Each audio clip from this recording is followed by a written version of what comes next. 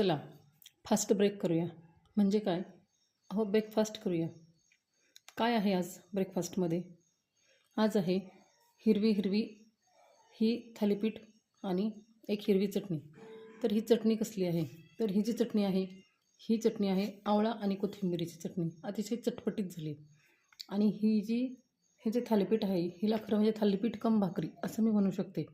पिवळ्या ज्वारीच्या पिठापासून आणि पालकच्या भाजीपासून बनवलेली ही एक भाकरीवाजा थालीपीठ आहे. अतिशय तोडायला अतिशय सॉफ्ट तुकडा पडतो भाकरीप्रमाणे, की सहज तोडता येते असं हे थालीपीठ आहे.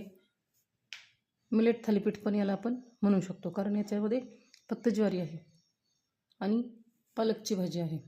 तर शेतातून ताजे आणलेल्या पालकचं हे मी आज थालीपीठ बनवलेलं आहे. आवळ्याच्या चटणीसाठी आवळा, कोथिंबीर, जिरे, हिरवी मिरची आणि लसूण वाटले. त्याच्यामध्ये थोडीशी खडीसाखर घातली आणि थोडंसं मीठ घातलं. चवीच्या प्रमाणे आपण ते घ्यायचं आहे. आवळ्यासोबत गूळ घालण्यापेक्षा खडीसाखर घालणं मला जास्त चांगलं वाटतं. आपण साधी साखर पण वापरू शकतो, पण प्रकृतीस थंड म्हणून मी खडीसाखर वापरली. सोबत पालकची भाजी आहे. पालकच्या भाजीमध्ये थोडासा एक मात्रटपणा असतो, म्हणजे मातकटपणा असतो, कारण काय असतं की पालकमध्ये क्षार असतात आणि त्यामुळं तिला एक मातकट अशी चव येते मातीसारखी, नंतर तोंडकडं पडू शकतं. ह्या सगळ्यामुळे मी आवळ्याची चटणी बनवली, मुद्दाम आंबट. दुसरं कारण म्हणजे आवळ्यामध्ये व्हिटॅमिन सी आहे आणि पालकमध्ये आयर्न आहे. ज्यावेळेस आपल्याला आयर्न घ्यायचं असतं, तर आयर्नाचं शोषण होण्यासाठी आपण व्हिटॅमिन सी सोबत घेतलं पाहिजे.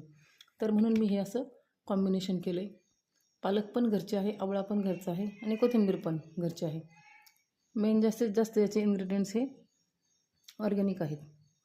शिवाय पिवळी ज्वारी आहे, त्यामुळे ही अत्यंत पौष्टिक असा हा हलका फुलका नाश्ता तयार झालेला आहे.